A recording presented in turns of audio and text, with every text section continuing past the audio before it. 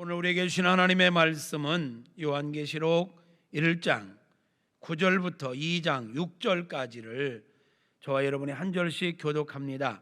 우리 일어나셔서 교독할 때 회중 쪽은 우리 고 집사님 마이크 잡고 말씀 읽으세요. 나 요한은 너희의 형제요 예수의 환난과 나라와 참음에 동참하는 자라.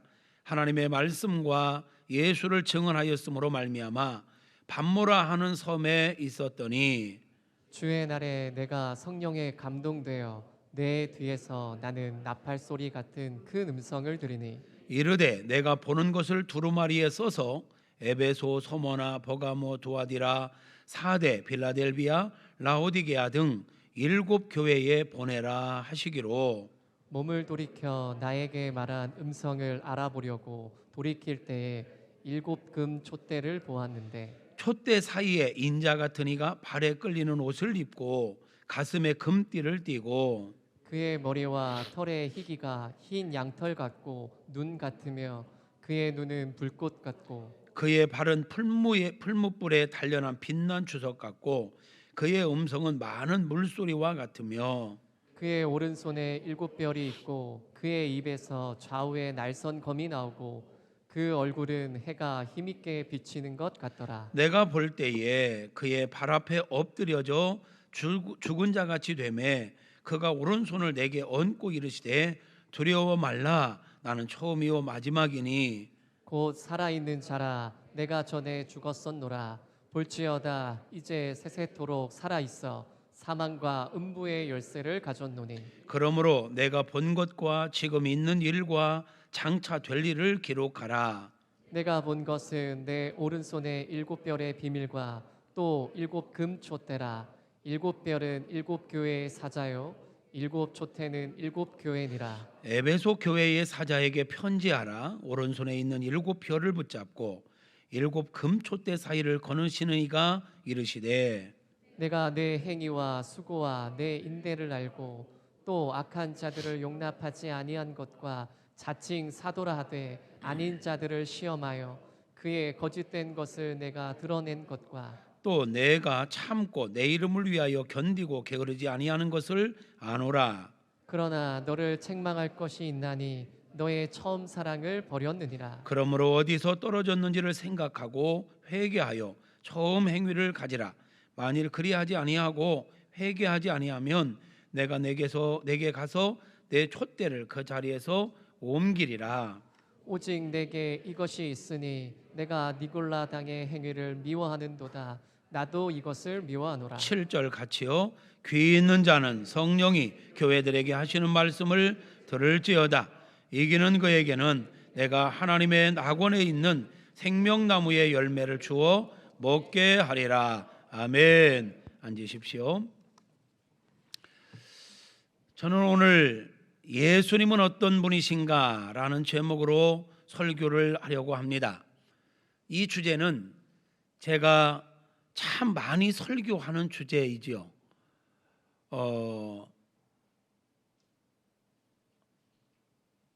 하나님은 어떤 분이신가? 예수님은 어떤 분이신가? 이런 주제로 제가 설교를 참 많이 한 것 같습니다. 왜냐하면 우리가 신앙생활을 하면서 성삼위 하나님에 대하여 바르게 아는 것이 그 무엇보다도 중요하기 때문에 그렇습니다.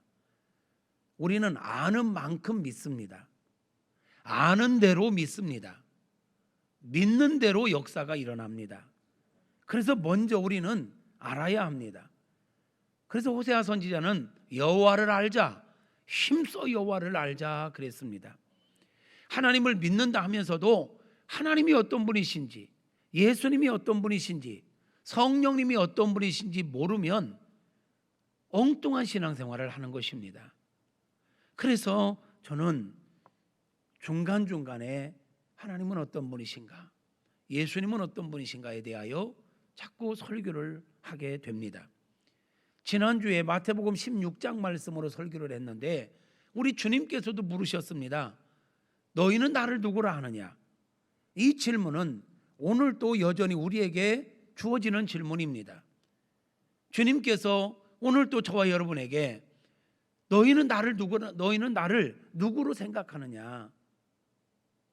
이 질문 앞에 베드로가 대답한 것처럼 주님은 그리스도십니다.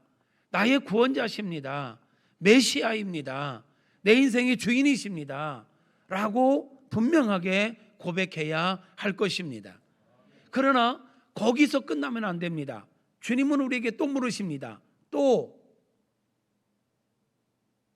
못 알아들어요?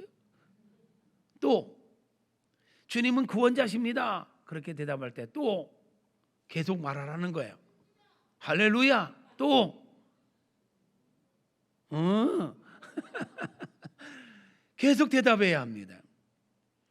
축복합니다. 여러분, 성경을 볼 때마다, 설교를 들을 때마다 성경 가운데서, 설교 가운데서 주님을 발견하기를 바랍니다. 성삼위 하나님을 발견하시기를 바랍니다. 성경 내용을 보면서 성경에 나오는 어떤 인물들이 주인공이 아니에요. 성경의 주인공은 예수님이십니다. 그러므로 그 인물들을 보면서도 그 속에 나타난 예수님을 먼저 우리는 찾아야 합니다. 그 예수님을 만나야 합니다. 오늘도 저는 오늘 본문을 중심으로요, 우리 예수님은 어떤 분이신가 생각해 보려고 합니다. 오늘 본문에서도 예수님은 참 여러 모습으로, 다양한 모습으로 우리에게 계시되어지고 있습니다. 그 중에 저는 오늘 세 모습의 예수님을 만나려고 합니다. 첫째, 오늘 본문을 중심으로 볼 때 예수님은 어떤 분이신가? 예수님은 교회 가운데 함께 하시는 분이십니다. 예수님은 교회의 중심에 계시는 분이십니다. 할렐루야.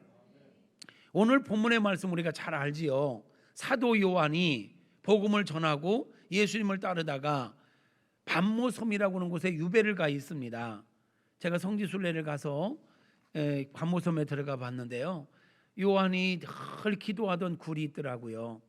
그 앞에 펼쳐진 바다가 있는데 그 바다 언덕 위에 굴에서 얼마나 기도를 했는지, 바위에 무릎을 꿇고 이마를 대고 기도를 했는지, 그 사도 요한의 그 사진을 보면 무릎이 낙타 무릎이 돼 있고 여기에도 무릎처럼, 낙타 무릎처럼 이렇게 흉이 져 있는 그런 사진이 있더라고요. 그렇게 늘 유배지에서 기도하며 하나님과 늘 교통하고 있던 요한에게 우리 성령 하나님께서 나타나셔서 말씀을 하시는 겁니다. 오늘 우리가 읽은 말씀을 보니까요, 나는 너희와 똑같은 형제고 예수의 환난과 나라와 참음에 동참한 자라. 내가 예수를 증언하였으므로 반모라 하는 섬에 있었는데 주의 날에 성령께서 내가 성령의 감동이 되어 나팔 소리 같은 내가 큰 음성을 들었는데, 그 소리를 듣다 보니까 어떤 소리냐면, 네가 보는 것을 두루마리에 써서 소아시아 7교회에 보내라 라는 음성을 들었다는 거예요. 이 음성을 들으면서 몸을 돌이켜 가지고 나에게 말씀하시는 분이 누군가 하고 보려고 딱 몸을 돌이켜서 보는데, 딱 보는데 주님의 형상보다도 먼저 나타난 게 뭐냐면 7 금촛대를 먼저 보았다는 거예요. 금촛대. 그리고 13절에 보니까 촛대 사이에 인자 같은 이가 계시더라는 거예요. 20절에 보니까 이 금촛대, 7 금촛대가 상징하는 게 뭐라고 이야기하고 있냐면 소아시아의 7 교회라, 그렇게 말씀하고 있어요. 20절에 그러잖아요. 금촛대, 7 금촛대라. 7 별은 7 교회 사자요, 7 촛대는 7 교회니라 이러죠. 그러니까 요한이 고개를 싹 돌려서 보는데 7 금촛대가 먼저 보이는 거예요. 그 촛대가 뭐라고요? 7 교회. 그런데 그 촛대 사이에 인자와 같은 분이 서 계시는 것을 본 거예요. 서 계시는 모습은 여러분이 오늘 성경을 읽었으니까 따로 설명하지 않습니다. 자, 거기를 보니까 예수님은 어떤 분? 교회 가운데 계시는 분. 아멘입니까? 지금도 우리 교회 가운데 우리 주님이 함께하고 계심을 믿습니다. 믿으시면 아멘. 그렇습니다. 여러분, 예수님은 어떤 분이냐, 이거 잘 알아야 합니다. 우리의 구원자, 우리 인생의 주인, 하나님의 아들, 그걸 알고 믿는 것도 중요하지만 예수님이 어떤 분이냐, 오늘 본문에 보니까 우리가 늘 함께하고 있는 교회 가운데 함께 하시는 분이다.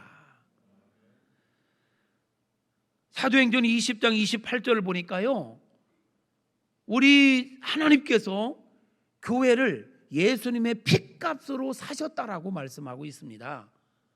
교회는 어떤 곳이냐? 주님이 함께 하시는 교회는요, 우리 예수님께서 당신의 핏값으로 사서 세우신 곳이 바로 교회입니다. 그래서 에베소서를 보니까 예수님은 그 교회의 머리가 되시고, 예수님을 믿고 구원받은 저와 여러분은 그 교회의 몸이라 그렇게 말씀하고 있는 것입니다.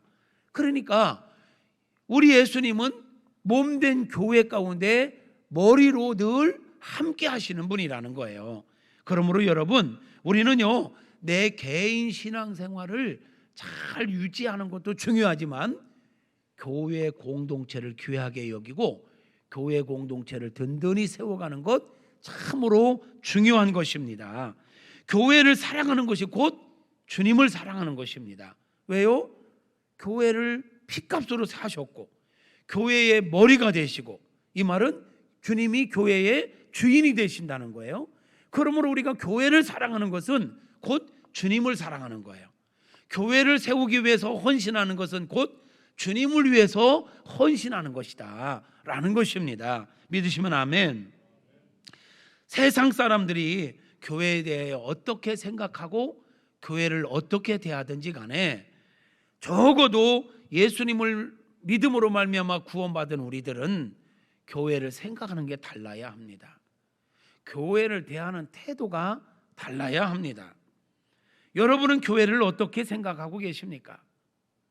여러분은 어떠한 마음으로 교회를 대하고 있느냐고 묻고 있는 것입니다.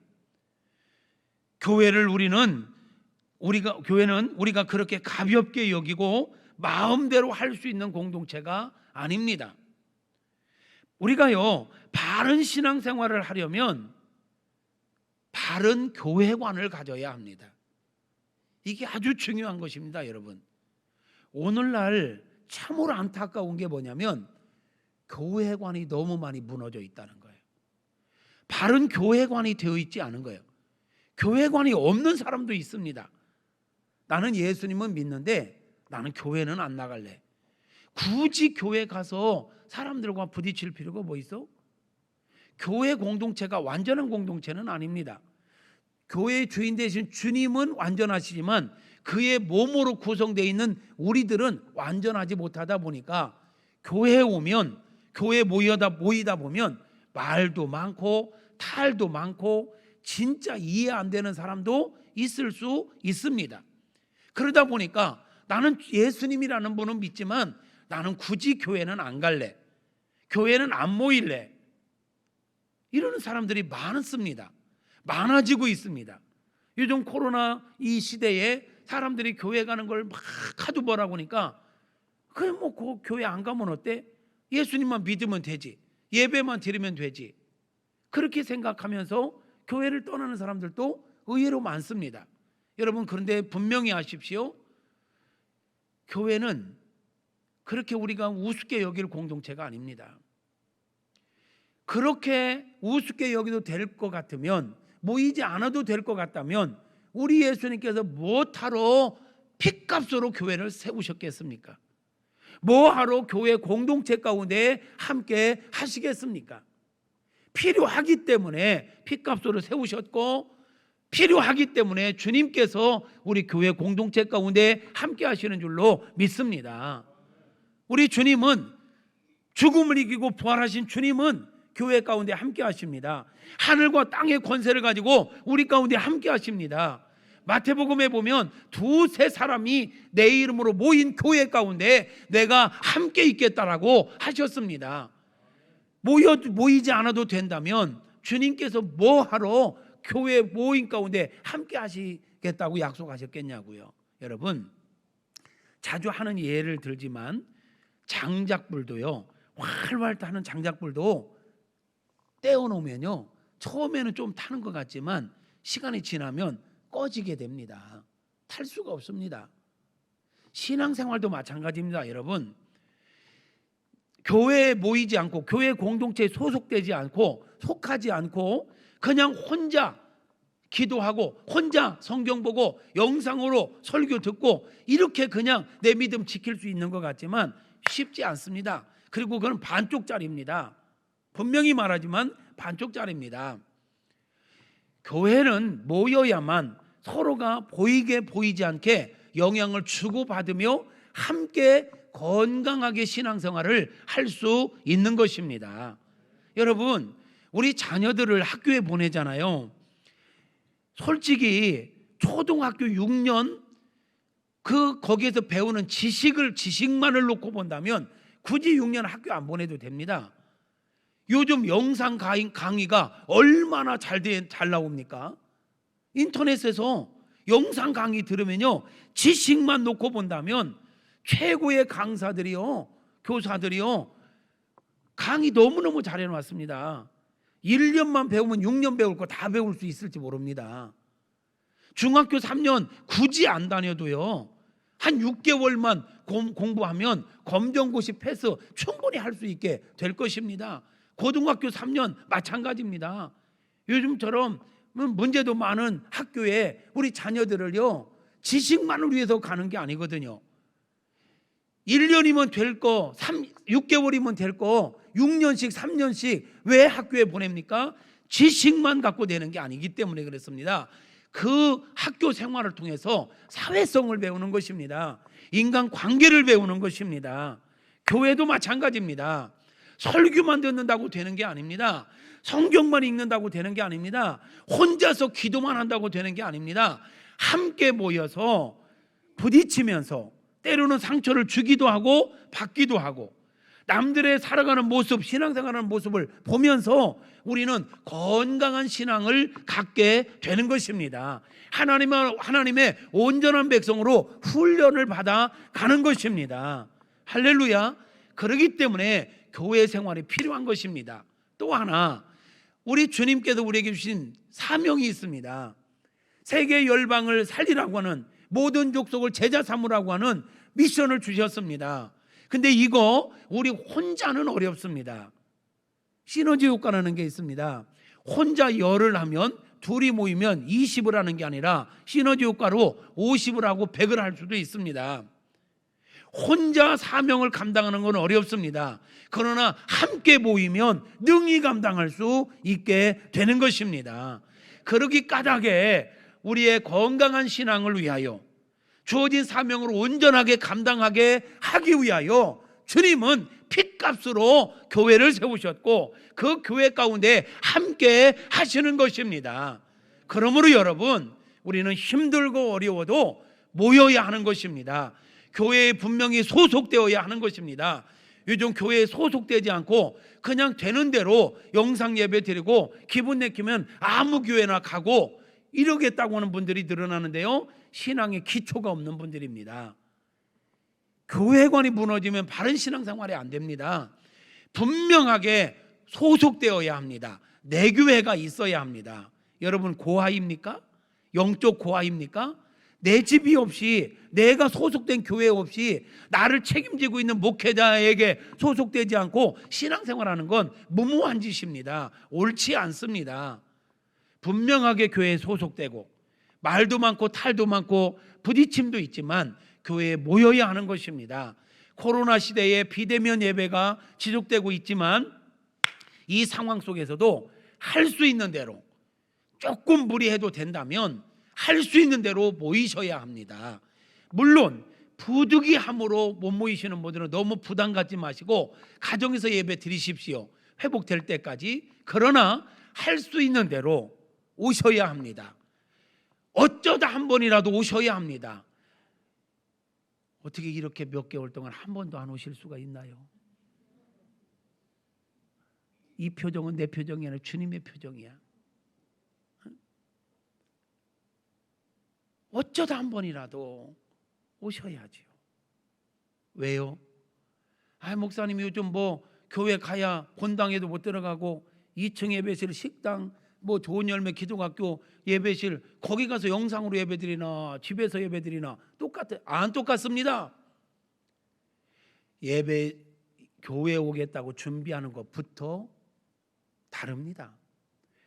와서 같이 식사는 못하고 함께 허그하고 이러지는 못해도 한 공간에서 눈과 눈을 마주하고 목례라도 하고 함께 공동체 속에 속했다 하는 것과 그러지 않은 것과는 전혀 다릅니다. 그렇기 때문에 이렇게 고집을 부려서라도 이렇게라도 예배 드리고자 하는 것입니다. 왜요? 그게 교회이기 때문에. 그래야 우리 믿음이 건강하게 균형 있게 자랄 수 있기 때문에, 사명을 이루어갈 수 있기 때문에, 그러기 때문에 주님이 교회 가운데 함께하고 계시는 것입니다. 할렐루야. 그러므로 사랑하는 성도 여러분, 우리는 나 개인의 신앙도 중요하지만 교회 공동체를 귀하게 여겨야 하는 것입니다. 우리 각자에게 주신 직분과 은사를 귀하게 여기고 충성을 하여 교회를 세워가야 하는 것입니다. 하나님께서 우리 각자에게 주는 은사와 직분을 소홀히 여기는 것은 성도의 바른 자세가 아닙니다. 교회는 혼자 세워가는 것이 아닙니다. 함께 세워가는 것입니다. 에베소서 골로새서의 말씀을 보면 함께 지어져 가느니라 그랬어요. 교회는요 완성된 게 아니에요. 지금도 계속해서 함께 지어져 가는 겁니다. 함께 만들어져 가는 겁니다. 이 말은 다시 말하면 함께 모여서 신앙의 훈련을 받고 예배를 드리면서 나도 온전해지고 상대도 온전해지고 더불어 같이 건강하게 균형 있는 성도로 하나님의 온전한 백성으로 만들어져 간다라는 것입니다. 그리고 우리 교회를 통해서 이루고자 하시는 하나님의 거룩한 비전을 함께 이루어가고 있다는 것입니다. 이 일을 위하여 하나님은 우리에게 은사도 주시고 각자에게 직분도 주신 것입니다. 그러므로 우리가 있는 자리에서 주신 은사에 따라서 사명을 잘 감당하는 것 대단히 중요한 것입니다. 교회를 우습게 여기지 마십시오. 교회를 우습게 여기는 것은 곧 하나님을 우습게 여기는 것입니다. 사랑하는 성도 여러분, 함께 합시다. 함께 갑시다. 함께 갑시다. 이번 24주년 창립기념 주일에 우리에게 주신 비전 따라 함께 각자에게 주신 은사와 직분에 충성함으로 구남교회를 이루어가는 일에 주인공들이 될 수 있기를 주님의 이름으로 축복합니다. 두 번째, 오늘 본문 가운데 나타난 예수님은 어떤 분이실까요? 교회의 지도자들을 붙잡고 계시는 분이십니다. 오늘 우리가 읽었던 말씀 16절을 한번 볼까요? 계시록 1장 16절에 보니까 그의 오른손에 7별이 있고 그랬습니다. 그의 오른손에 7별이 있대요. 20절에 보니까 7별은 7교회의 사자들이라 그랬어요. 그럼 무슨 말이에요? 우리 예수님은 교회 가운데 함께 하시면서 7교회에 세우신 목회자들을 능력의 오른손으로 붙잡고 계시다라는 것입니다. 할렐루야. 우리 예수님은 어떤 분이신가? 우리 교회 공동체 가운데 함께 하시면서 주의 종들을 하나님께 택하여 세운 자들을 능력의 오른손으로 붙잡고 계시는 것입니다. 할렐루야. 저는 여기에서 좀 더 확대해서 가고 싶습니다. 우리 주님이 교회 가운데 계시며 목회자만 붙잡고 계실까요? 아닙니다. 우리 장로님들도 붙잡고 계십니다. 우리 권사님들도 붙잡고 계십니다. 우리 안수 집사님들도 붙잡고 계십니다. 우리 성가대원들도 붙잡고 계십니다. 우리 교사들을 붙잡고 있습니다. 구역장들, 기관장들을 붙잡고 있습니다. 모든 하나님의 백성들을 붙잡고 계시는 줄로 믿습니다. 하나님께서 붙잡고 계시면, 우리 능력 있는 주님이 붙잡고 계시면 안전합니다. 그래서 주님의 품이 안전한 포구인 것입니다. 주님의 품이 피난처인 것입니다. 요새 중에 요새인 것입니다. 너무 힘든 시대를 지나가고 있는데요, 주님께서 우리를 붙잡고 있다는 걸 믿으시기를 바랍니다. 이 믿음을 가지고 강하고 담대하시기를 바랍니다. 때로는요, 제가 이 코로나가 막 한참 시작될 때 얼마나 염려가 되고 두려웠는지 몰라요. 이러다가 진짜 교회가 어떻게 되는 거 아니야? 그런데 점점 시간이 지나면서 좀 마음이 많이 안정이 되어졌어요. 나무가 크면서 마디가 생기고 대나무도 크면서 마디가 있어야 쭉 커도 강한 것처럼 이 마디를 만들고 있구나. 이 결코 지금 뒷걸음질을 치는 게 아니구나. 결코 우리는 손해보지 않고 있다. 할렐루야. 오늘 우리 김병철 집사님 기도한 것처럼 이 고난이 고난으로만 끝나는 게 아니라 고난으로 힘든 것도 있지만 정말 우리가 마디를 만들어가고 있음을 믿습니다. 더 많은 걸 얻게 될 줄로 믿습니다. 그래서 요즘 저 안에 많이 생각나는 단어가 뭐냐면 다시 복음 앞에. 다시 복음 앞에. 그동안 우리가 너무 편안해지다 보니까요, 오 하면서 신앙생활한 기분이야. 막 그냥 분위기에 휩쓸려서 그냥 뭐가 뭔지도 모르고. 근데 이 코로나를 겪으면서 오 따르던 사람들은 이게 다 떨어질 수밖에 없겠다. 실족할 수밖에 없겠다. 진짜 예수님을 바르게 알고 인격적으로 주님을 만나고 바른 신앙 훈련을 받아야만 바른 신앙생활을 하겠다. 그래서 다시 복음 앞에 가장 기초적인 것부터 차근차근 가르치고 훈련해야 되겠다. 그런 생각을 갖게 됩니다. 요즘 여러분 제 설교가 아주 기초적인 것부터 그렇지만 아주 본질적인 중요한 부분들을 다루고 있는 걸 느끼십니까? 오늘 설교도 마찬가지입니다. 바른 교회관이 너무 많이 무너져 있다 보니까 코로나가 딱 터지니까요, 막 정신들을 못 차리는 거예요. 그래서 다시 말씀을 보면서 다시 체크해야 될 게 뭐냐? 앞으로 코로나보다 더 심한 문제가 온다 할지라도 우리가 견고하게 서기 위해서는 바른 교회관이 있어야 되겠다. 바른 교회관을 어디서 찾을 수 있는가? 성경을 보니까 주님이 교회를 얼마나 귀하게 여기시는가? 교회 가운데 주님이 함께 하시고 교회의 주의 백성들을 주님이 능력의 오른손으로 붙잡고 계시다는 사실을 보면서 와, 염려할 필요 없겠구나. 그래서 제가요 막 염려가 찾아오고 막 우울증이 찾아오고 막 이랬거든요. 아직도 완전히 해방되지는 못했는데요. 솔직히 조금 그래요. 그런데 많이 위로가 되는 거예요. 주님의 말씀이 들리는 거예요. 행규야, 염려하지 마. 야, 왜 그래? 네 교회야? 내 교회야. 네가 염려한다고 뭘 할 수 있냐? 내가 붙잡고 있잖아. 여러분, 주님이 붙잡고 있다는 건 안전한 겁니다. 보호하시겠다는 겁니다. 책임지시겠다는 겁니다. 뭐가 두렵습니까? 주님의 음성이 크게 들려오는 거예요. 이행규 목사, 두려워하지 마. 내 교회야. 내가 책임질 거야. 무국중앙교회 내 교회야. 내가 붙잡고 있어. 할렐루야. 성도 여러분, 힘드시지요? 너무 두려워하지 마세요. 너무 낙심하지 마세요. 불투명한 미래로 인하여 두려워하지 마세요. 주님이 여러분을 붙잡고 계세요. 주님이 붙잡아 주시면 됩니다. 거기에 승리가 있습니다. 중요한 건 우리가 주님에게서 떨어지지만 않으면 돼요. 주님에게서 멀어지지만 않으면 돼요. 주님 안에 거하면 우리 주님은 결코 우리를 버리지 않습니다. 히브리서 13장 5절 이하에 보니까 내가 너희를 결코 버리지 않고 내가 결코 너희를 떠나지 않겠다 약속하셨습니다. 할렐루야. 우리 예수님은 어떤 분이냐고요? 우리와 함께하면서 우리를 능력의 오른손으로 꼭 붙잡고 있다. 주님이 우리를 위하시면 누가 우리를 대적하리요? 할렐루야. 주님이 여러분을 붙잡고 계시면 코로나도 이길 수 있습니다. 어떠한 질병도 이길 수 있습니다. 경제적인 어려움도 이길 수 있습니다. 두려워하지 마세요. 염려하지 마세요. 자녀들의 문제도 주님께 맡겨드리세요.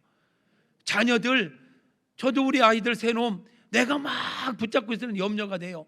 야, 나는 그럭저럭 여기까지 왔지만 이 아이들이 살아갈 세상은 만만치 않겠다. 나는 여기까지 와서 제가 목회하는 동안에는 그래도 여러분들이 계시니까 믿어도 되겠죠? 근데 저놈, 우리 아들 두 놈이 다 목회하겠다고 지금 나섰는데 저놈들이 목회할 시대는 참 세상이 생각만 해도 끔찍해요. 금방 염려가 돼요. 그럴 때면 제가 피하는 길이 있어요. 내 새끼 아니요, 주님 새끼요. 주님께 맡겨드리는 거예요. 연약한 저를 여기까지 사용한 주님이 저놈들을 택하여 세우셨으니까 주님께서 저놈들도 붙잡고 쓰실 줄로 믿습니다. 주님이 붙잡아 주시면 되는 거예요. 제가 저의 아이들을 위해서 해줄 수 있는 게 별거 없더라고요. 이제는 제 애들을 위해서 기도할 수밖에 없어요. 여러분 마찬가지입니다. 여러분 자녀들을 위해서 할 수 있는 게 뭐 있습니까? 이 험하고 악한 세상 다 쫓아다닐 수도 없고, 쫓아다닌들 또 우리가 뭘 할 수 있나요? 주님께 맡기세요. 주님께서 저 아이들을 붙잡으시도록, 주님께서 저희 아이들을 붙잡으시도록 맡겨드리시기를 바랍니다. 기도하시기를 바랍니다. 주님이 붙잡아 주시면 지금 잠시 잠깐 방황해도 결국 돌아오게 될 줄로 믿습니다. 이렇게 기도해요. 도저히 안 되는 다리 몽둥이 꺾어서라도 주님 돌아오게 해 주옵소서. 아멘을 안 넣고 다리 몽둥이 꺾어지는 거 싫은 모양인데, 다리 몽둥이 꺾어지기 전에 돌아왔으면 좋겠죠. 그런데 안 되면 그 다리 몽둥이 꺾어서라도, 너무 무지막지하게, 우리 예수님이 더 무지막지하게 말씀하셨어요. 내 오른쪽 눈이 실족하게든 빼버리라 했어요. 내 오른손이 너를 실족하게든 찍어버리라 했어요. 찍어버리는 것보다 꺾어버리는 게 낫잖아. 주님께 맡기세요. 염려하지 마세요. 지금 여러분 자녀들 속썩이는 자녀들이 있습니까? 말 안 듣는 자녀들이 있습니까? 그놈들 때문에 속상하십니까? 위하여 기도할 뿐입니다. 주님께 맡겨드리시기를 축복합니다. 우리 주님은 주의 백성들을 붙잡고 계시는 분이십니다. 주의 백성들을 책임져 주시는 분이십니다. 할렐루야. 사랑하는 성도 여러분, 교회의 일꾼은요 그냥 세워지는 게 아닙니다. 하나님께서 분명한 목적을 가지고 택하시고 준비하시고 세우셔서 교회를 교회되게 하게 하는 일에 헌신하게 하시는 것입니다. 사사들을 세워지는 거 보세요. 선지자들을 세우시는 거 보세요. 모세를 쓰시기 위해서 하나님은 80년을 모세 훈련시키신 거 보세요. 그냥 세우시지 않습니다. 그러므로 우리가 하나님께 붙잡힌 바 되어 하나님의 인도하심 따라 온전히 훈련되어지면 한 시대 귀하게 복되게 쓰임받게 될 줄로 믿습니다. 우리 버티지 말고요, 고집부리지 말고요, 우리를 붙잡고 인도하시는 하나님의 인도하심 앞에 아멘하고 순종할 수 있기를 바랍니다. 우리의 자녀들도 아멘하고 순종하는 자녀로 키우시기를 바랍니다. 여러분 야망대로 자녀 키우려고 하지 말고 하나님께 순종하는 자녀로 키우시면 되는 것입니다. 여러분 자녀들이 하나님께 순종하게 만들어 놓으면요 우리가 노후가 걱정이 없어요. 근데 자녀들이 부모님께는 순종하지만 세상 일은 잘하지만 하나님께 순종하지 않으면 죽을 때까지 자녀 때문에 울어야 돼요. 순종하는 자녀로 만들면 되는 줄로 믿습니다. 그러기에 우리들이 먼저 주님 앞에 온전히 순종할 수 있기를 바랍니다. 여러분 우리가 먼저 하나님을 찾아온 게 아니잖아요. 우리가 먼저 주님께 나온 게 아니잖아요. 요한복음 15장 16절을 보면 이렇게 말씀하고 있어요. 볼까요? 너희가 나를 택한 것이 아니요 내가 너희를 택하여 세웠나니. 우리가 먼저 하나님을 택한 게 아니에요. 우리는요 죄와 허물로 죽었던 자들, 소망이 없던 자들입니다. 그런데 우리 하나님께 우리에게 먼저 찾아오셨습니다. 우리에게 먼저 손 내밀어 주셨습니다. 우리가 아직 죄인 되었을 때에 우리 주님께서 십자가에 못 박혀 죽으심으로 하나님께서 저와 여러분을 향한 사랑을 확정해 주셨습니다. 우리가 먼저 택한 게 아니라니까요. 이게 은혜 아니에요? 이게 여러분 생각해 봐요. 여러분 뭐 기도했는데 그거 빨리 응답 안 됐다고 삐져 있다면 푸세요. 그런 것 갖고 삐질 사안이 아니에요. 우리가요 지금 죄와 허물로 죽었던 자들, 소망 없던 자들, 진노 가운데 있던 자들이 우리예요. 그런 우리들을 외면해버리지 않고 버려버리지 않고 먼저 찾아와서 우리에게 손 내밀어 주시고 독생자를 주면서까지 우리를 건져주셨으니, 그리고 우리를 붙잡고 계시니 이보다 더 큰 은혜가 어디 있어요? 이보다 더 큰 복이 어디 있어요? 할렐루야. 이것만 갖고도 우리는 평생 감사하며 살아야 합니다. 평생 찬양하며 살아야 합니다. 이게 분명해야 신앙생활이 바르게 되는 것입니다. 내가 잘나서 주님을 믿은 게 아니에요. 내가 잘나서 구원받은 게 아니에요. 내가 도덕적이라, 내가 의로워서, 아니요. 우리는 생각하는 것이 다 악하지요. 계획하는 게 다 악하지요. 정말 추하지요. 그럼에도 불구하고 독생자를 통해서 우리를 의롭다 해주셨기 때문에 오늘 또 우리가 하나님 앞에 서는 거 아닙니까? 이게 은혜인 것입니다. 다음 주에도 설교하겠지만 이게 분명해야 주님을 향한 처음 사랑이 바로 여기서부터 시작되는 것입니다. 처음 사랑. 이 에베소 교회 처음 사랑 잊었다고 하는데 이 은혜를 모르고 이 감격을 잃으면 처음 사랑을 잃는 것입니다. 여러분, 이게 또 얼마나 놀라운 은혜냐고요. 또 그런가 하면 요한복음 6장 44절에 보니까 이렇게 말씀하세요. 나를 보내신 아버지께서 이끌지 아니하시면 아무도 내게 올 수 없으니. 자, 그렇게 우리가 죄와 허물로 죽었고 영원히 진노의 자녀 가운데 있었는데요, 그마저도요 하나님께서 우리에게 먼저 손 내밀어서 이끌어주지 않으면 우리가 예수께 올 수가 없다라는 거예요. 그러니 우리에게 찾아오실 뿐만 아니라 먼저 우리에게 은혜를 주시고 우리를 이끌어 주셔서 예수님을 믿게 하시고 오늘 또 이 자리에 있게 하신 줄로 믿으시기를 바랍니다. 이사야서 43장 1절 우리 잘 알지요? 이렇게 말씀합니다. 야고보아 너를 창조하신 여호와께서 지금 말씀하시느니라. 이스라엘아 너를 지으시니가 이 말씀하시느니라. 너는 두려워하지 말라. 내가 너를 구속하였고 내가 너를 지명하여 불렀나니 너는 내 것이라. 할렐루야. 하나님 우리를 창조하셨습니다. 하나님 우리를 지명하여 부르셨습니다. 독생자를 통하여 우리를 구원하셨습니다. 그리고 우리에게 말씀합니다. 너는 내 것이라. 보배롭고 존귀한 자라. 의로운 나의 오른손으로 너를 붙들리라. 세상이 많이 험하고 악해졌지만 주님 말씀하네요. 내가 너를 붙잡고 있으니 두려워 말래요. 걱정하지 말래요.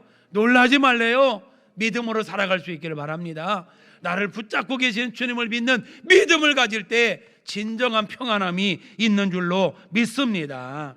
사랑하는 성도 여러분, 하나님 우리를 지으시고 택하시고 부르시고 세우셔서 천사도 흠모할 만한 직분을 주셨습니다. 여러분, 하나님께서 우리를 찾아오시고 구원해 주신 것만도 감사한데 우리에게 직분을 주셨다는 거예요. 당신이 핏값으로 세운 교회를 세우기 위하여 직분을 주셨다는 거예요. 직분을 주셨다는 말은 또 다른 말로 말하면 우리처럼 부족하고 연약한 존재들을 하나님께서 당신의 파트너로 생각하셨다는 거예요. 감격이지 않습니까? 부족한 것이 아무것도 없는 하나님이 한없이 미련하고 부족한 나를 파트너로 여기시고 믿고 택하여 무국중앙성결교회를 맡겨주셨다는 거, 이게 감격이야. 그래서 바울이 그런 고백을 하지요. 내가 우리 주께 감사할 수밖에 없는 이유는 충성되지도 못한 나를 충성되이 여겨 나에게 직분을 맡기심이니 그랬어요. 내가 그렇게 충성되지도 못하고 너무너무 부족한데 나를 충성되이 여겨줬다, 이 말은 나를 파트너로 여기고 나를 믿어주시고 나에게 직분을 주셨다는 거야. 저뿐만입니까?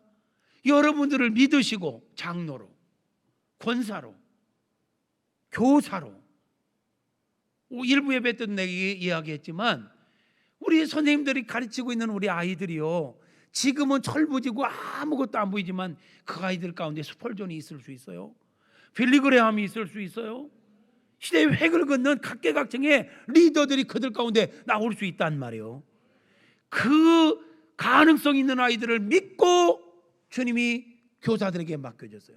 믿고 구역장들에게 맡겨주고 믿고 기관장들에게 맡겨주고 믿고 우리 성가대를 맡겨주고 우리를 파트너로 여겨주셨다는 거, 이게 감격 아니냐고요. 막 생각하면 와, 이게 얼마나 감사한 일인가. 우리를 그렇게 믿고 맡겨주셨는데 우리가 직분을 소홀히 여긴다?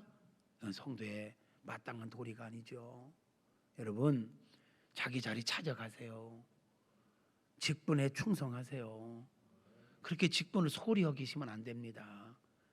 헌시짝거리도 직분을 던져버리고 우습게 여기는 건 성도의 바른 자세 아닙니다. 직분을 소홀히 여기는 건 주님을 소홀히 여기는 거예요. 사명을 주신 주님, 믿고 맡겨준 주님을 소홀히 여기는 거예요. 자기 자리 찾으세요. 성가대원들은 다 성가대로 오시고요, 교사들은 교사의 자리로 가시고요, 장로는 장로의 자리, 권사는 권사의 자리, 안수집사는 안수집사의 자리. 아멘. 다 자리 찾으셔야 됩니다. 이게 얼마나 귀한 건데, 천사도 흠모할 만한 건데 이렇게 쉽게 버릴 수 있냔 말이에요. 부르심에 온전히 순종하는 저와 여러분 모두가 될 수 있기를 축복합니다. 마지막으로 예수님의 모습 하나만 더 찾아본다면, 우리 주님은 오늘 본문에 보니까 교회 안에 계시면서 당신의 백성들을 붙잡고 계실 뿐만 아니라 당신의 백성들의 일거수일투족을 다 보고 듣고 알고 계시는 분이다. 보고 듣고 알고 계신다는 말씀 많이 들었죠? 제가 아주 많이 강조하죠. 출애굽기 3장 7절 8절에 보면 모세를 부르시고 자신을 계시하기를 나는 내 백성들의 고통을 보고 있다. 그들이 고통으로 말미암아 내게 부르짖는 것을 내가 듣고 있다.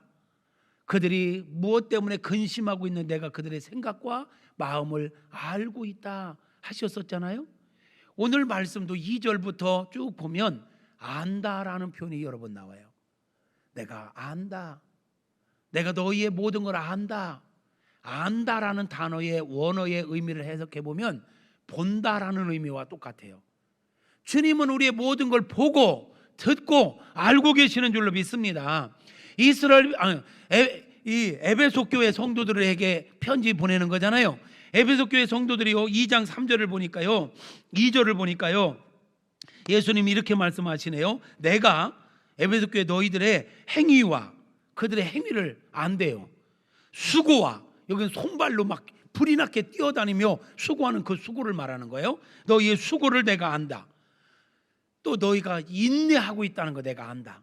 지금 에베소 교회 성도들이요 만만치 않은 상황 가운데 신앙생활하고 있습니다. 여러분, 우리가 잘 아는 것처럼 에베소는 로마의 영역 안에 있었거든요. 로마의 4대 도시를 꼽으라고 한다면 수도였던 로마, 알렉산드리아, 안디옥, 그 다음 에베소입니다. 대도시입니다. 그리고 여기는 동서를 잇는 교통 요충지고, 그러다 보면 어떻게 될까요? 경제적, 문화적, 이런 정치적 모든 게 아주 활발하겠죠. 정치, 경제, 문화가 활발하게 움직이면, 그리고 다양한 사람들이 막 오는 대도시면 영적으로 보면 죄가 많은 곳이겠죠. 음란함이 판치는 곳. 거기에다가 거기는 고대 7대 불가사의 중에 하나 아데미 신전이라는 게 저 에베소 지역 저 높은 지역에 큰 신전이 하나 있습니다. 이 신전에는요 그 신전에서 일하는 사람들이, 여인들이 있는데 이들은 합법적 창녀입니다. 매춘부입니다. 이 우상숭배 문화권에는 이 종교 행위를 한 다음에 음란한 짓들을 많이 합니다. 그래서 이 아데미 신전에 가서 종교 행위를 한 다음에는 그 신전에서 일하는 여인들, 이 신전 창녀들이 있거든요. 이들이 1,500명이나 있었다고 그래요. 1,500명. 쭉 고린도에 가도요. 쭉 이제 이 고린도 저 우상 신전 가는 길목에 그 여인들의 집이 쭉 있습니다. 창녀촌이지 뭐예요. 그러니 그 도시가 얼마나 문란하고 이랬는지 아시죠? 그리고 거기는 로마 황제의 신전도 있었습니다. 에베소에는. 그러니까 이 지역의 분위기 자체가 영적으로 신앙생활하기에는 최악입니다. 최악. 우리가 대도시, 지금 막 돈이 막 활발하게 움직이는 도시 가면 얼마나 퇴폐업소가 많고 막 이런 거 우리가 충분히 감안하잖아요. 그런 속에서 신앙생활을 한다는 거, 바른 신앙생활 어렵죠. 그러니까 에베소 교회가 그런 상황 가운데 있었다는 거예요. 그러니까 그런 상황 속에서도 에베소 교회인들이 바른 신앙생활을 하기 위해서 몸부림치고 있는 것을 주님이 말씀하시는 거예요. 내가 너의 행위를 안다. 너의 수고도 안다. 그 가운데서 너희가 얼마나 많은 핍박을 받고 어려운 가운데 있는지 내가 안다. 그래서 너희가 인내하고 있다는 거 안다. 지금도 마찬가지입니다. 여러분, 이 코로나 시대에 여러분이 교회 나오는 거 가족들로부터, 주변 사람들로부터 눈총을 받고 막 회사에서 교회 제발 가지 말라고 별소리 다 듣고 있는 거 압니다. 그럼에도 불구하고 그런 거 다 뒤로 하고 교회 나오시는 여러분, 주님이 다 보고 계십니다. 주님이 알고 계십니다. 이게 우리에게 위로예요. 이게 위로. 그죠? 그런가 하면 또 네가 악한 자들을 용납하지 아니한 것과, 이들이요 그 어려움 가운데 있으면서도 악한 자들을 용납하지 않았대요. 여기서 하여튼 뭐 오늘 조금 길게 할게요. 바쁜 분들 가세요. 조금 더 해야 될 것 같아. 여러분, 오늘날 우리 한국교회가 이렇게 하나님의 영광을 자꾸 잃어버리고 힘을 잃는 이유 가운데 하나가 뭐냐면, 교회가 사랑이라는 이름으로 징계가 없어져서 그래요. 교회가 징계가 있어야 되거든. 치리권이 있잖아요. 치리권. 잘한 거는 칭찬하고 잘못한 거는 징계를 하는, 이게 있어야 되는 겁니다. 근데 사랑이라는 이름으로 무조건 받아들이는 거야. 그리고 교회에서 조금만 어떤 징계를 하려면 우리 목사님은 사랑이 없어가지고, 우리 교회는 사랑이 없어가지고, 이렇게 나와요. 이러다 보니까 교회가요, 이게 질서가 깨지고 거룩함이 훼손된 겁니다. 여러분 보세요. 사도행전 5장에 가면 아나니아와 삽비라가 하나님 앞에 헌금을 하다가 죽임을 당한 사건이 있죠. 왜 그랬을까요? 하나님 사랑이 없으십니까? 아닙니다. 교회는 사랑도 있어야 되지만 거룩함이 있어야 합니다. 거룩함이 지켜져야 합니다. 질서가 지켜져야 합니다. 왜요? 교회는 친목단체가 아니거든요. 교회는 거룩하신 주님이 함께 하시는 곳이거든요. 그런데 교회가 거룩하지 않은 자들이 교회에 들어와서 교회를 대적하고 교회를 공격한다? 이러면 안 되잖아요. 그러니까 이 초대교회 때 샘플로 하나님께서 보여주신 거예요. 하나님께 헌금하다가 거짓말했다는 이유로 즉사했어요. 부부가. 아니, 사랑이라는 이름만 가지면 아는 것보다는 낫잖아. 아는 것보다는. 그럼 놔둬야 되는 거 아니에요? 근데 하나님께 어떻게 하십니까? 즉사시킵니다. 샘플로 보라는 거예요. 내 교회는 사랑이 있지만 동시에 공의가 실현되어야 된다. 정의가 실현되어야 된다. 잘못된 것은 아니라고 얘기할 수 있어야 되고 징계도 할 수 있어야 된다. 사명을 똑바로 감당하지 않으면 징계가 돼야 된다. 이게 돼야 되는 거예요. 근데 에베소 교인들은요, 이 열악한 환경 속에서도 악한 자들을 용납하지 않은 거예요. 주님은 그걸 보신 거예요. 너희가 악한 자들을 용납하지 않았구나. 요즘 교회에 이게 회복되어야 될 줄로 믿습니다. 여러분, 그러므로 우리는요, 우리 하나님께 우리의 모든 걸 보고 계신다라는 앞에 한편으로 위로가 되지만 한편으로는 두렵고 떨림도 있어야 하는 것입니다. 신앙생활은요, 무조건 교회에서 위로만 받으려고 하지 마세요. 교회에서 그냥 편하려고만 하지 마세요. 교회에서 때로는요, 마음을 찢을 정도로 막 책망도 들어야 합니다. 아니면 책망 들어야죠. 이거 아멘 안 해 지금 이렇게. 책망도 듣고요, 적당한 긴장감도 있어야 합니다. 신앙생활 바르게 하려면 적당한 두려움도 있어야 돼요. 하나님 무조건 사랑의 하나님만 생각하시면 안 돼. 공의의 하나님도 생각하셔야 돼요. 그래서 이 에베소 교회에 악한 자들을 용납하지 아니하는 것을 하나님, 예수님은요 칭찬하고 계십니다. 교회를 도전하는 거 나쁜 겁니다. 이거 용납하면 안 됩니다. 보세요. 교회를 도전하는 거는, 대적하는 것은요, 예수님을, 교회의 주인 되신 예수님을 대적하는 거예요. 사도 바울이요 교회와 성도들을 핍박했죠. 근데 주님이 바울을 만나 주실 때 뭐라고 합니까? 나는 네가 핍박하는 예수다 그러셨습니다.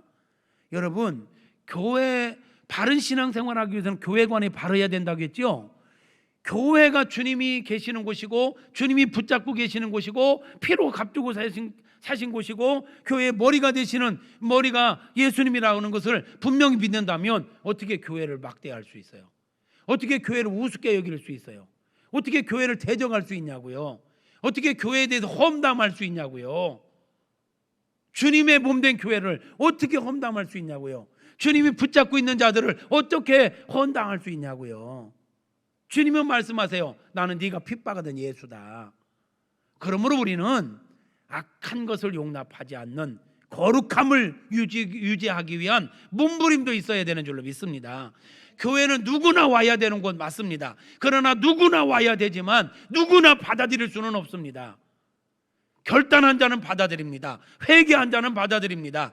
세상에서 아무리 악한 죄를 졌다 할지라도 분명하게 회개하고 나도 이 거룩한 공동체에 들어와서 교회의 법과 교회의 질서를 지키겠다고 다짐한다면 누구든지 받아들일 수 있습니다. 그러나 회개하지 않고 교회의 법을 지키지 않고 교회의 질서를 지키지 않고 교회를 회방하고 교회를 공격하려고 하는 사람은 받아들일 수가 없습니다. 왜요? 그게 주님의 몸된 교회이기 때문에 그렇습니다. 이행교 교회라면 받아들일 수 있습니다. 그러나 거룩한 주님의 교회이기 때문에 거룩함을 훼손하는 것은 용납할 수가 없는 것입니다. 그러므로 여러분도 거룩하시기를 바랍니다. 교회를 귀하게 여기시기를 바랍니다. 교회를 두려운 마음으로 섬길 수 있기를 주님의 이름으로 축복합니다. 할렐루야. 그렇습니다. 사랑하는 성도 여러분, 우리 주님은요 거기 쭉 나오는데 좀 가요. 자칭 사도라 하되, 초대교회 때 자칭 사도라 하는데 사도 아닌 사람들, 그들 시험에서 드러냈다는 거예요. 이 말은요 이재철 목사님이 이 설교를 하시더라고요. 가짜에게 빠지는 사람들의 특징이 두 가지 있는데, 자기 욕망에 사로잡히고 두 번째는 성경에 대해서 무지하기 때문이다. 성경에 무지하기 때문에 가짜에게, 이단에게 빠지는 거다. 그리고 쓸데없는 욕망에 사로잡히기 때문에 그런 거다. 정상적으로 본 교회에서 신앙훈련을 잘 받고 한 걸음 한 걸음 신앙훈련 받는 게 중요한 줄로 믿습니다. 그런데 에베소 교회가 자칭 사도라 하되 아닌 자들을 시험하여 드러냈다라는 것은요 뭔 말이냐면 이들은 말씀을 바르게 알고 있었다라는 거예요. 그리고 가짜와 진짜를 분별할 수 있을 정도로 성숙함이 있었다는 거예요. 이것을 주님은 보고 계시는 거예요. 알고 계시는 거예요. 주님은 지금 저와 여러분도 보고 알고 계시는 것입니다. 우리가 그런 성숙함이 있게 되어지기를 주님의 이름으로 축복합니다. 얼마나 힘들었던지 3절에 보니까 또 나와요. 내가 참고, 앞에서 인내를 한다고 했는데 참았다. 이만큼 이들이 힘든 가운데 있었다는 거 주님은 다 알고 계시는 거예요. 또 하나, 내 이름을 위하여 견디고, 예수님을 믿는다는 것 때문에 수많은 것들을 손해를 감수하고 희생을 감수하고 억울함을 감수하는 거 주님이 다 아셨다는 거예요. 저나 여러분도 그러죠. 예수 믿는다는 이유 때문에, 목사라는 이유 때문에, 장로라는 이유 때문에, 권사라는 이유 때문에 감수해야 될 게 진짜 많습니다. 이 세상을 살다 보면요 진짜 상식이 안 통하는 사람이 있고요, 진짜 말도 안 되는 사람이 있고요. 죄송해요, 저도 한번 어깨에 힘 좀 넣어보겠습니다. 진짜 한 주먹거리도 안 되는 것들이요 까불 때가 참 많습니다. 죄송하다고 했어요. 근데 목사라는 이유로 그걸 다 감수합니다. 아직도 막 씩씩거릴 때도 있지만 그걸 주님이 아신다는 거예요. 여러분도 그러죠? 살면서 진짜 감수하는 것들 많죠? 주님이 여러분의 그걸 다 보고 계시는 줄로 믿습니다. 알고 계시는 줄로 믿습니다. 그렇습니다. 여러분, 말씀 정리하겠습니다. 우리가 믿는 예수님은 누구냐? 어떤 분이냐? 교회 가운데, 교회 중심에 계시는 분이다. 교회를 핏값으로 사시고 교회의 머리로 계시는 분, 우리는 그의 몸으로 그에게 순종해야 될 책임이 있는 거예요. 주님은 어떤 분이냐? 목회자를 붙잡고 계시고 당신의 백성들을 붙잡고 계신다. 이 안에 계시고 우리를 붙잡고 계실 뿐만 아니라 우리의 일거수일투족을 다 보고 듣고 알고 계신다. 우리가 어떤 환경 가운데 있는지, 우리가 어떤 상황 가운데 있는지, 우리에게 필요한 것이 무엇인지를 우리 주님은 아십니다. 내가 주님을 믿는 것 때문에 얼마나 많은 어려움을 겪고 인내하고 감수하며 살고 있는지 이 또한 아십니다. 뿐만 아니라 우리의 잘못도 아십니다. 오늘 다루지는 않았지만 그 뒤에 3절에 보면 그러나 내가 너에게 책망할 것이 있다. 주님은 우리의 잘못도 알고 계셔요. 그러므로 신앙생활은 그냥 무조건 허허허 하는 게 아닙니다.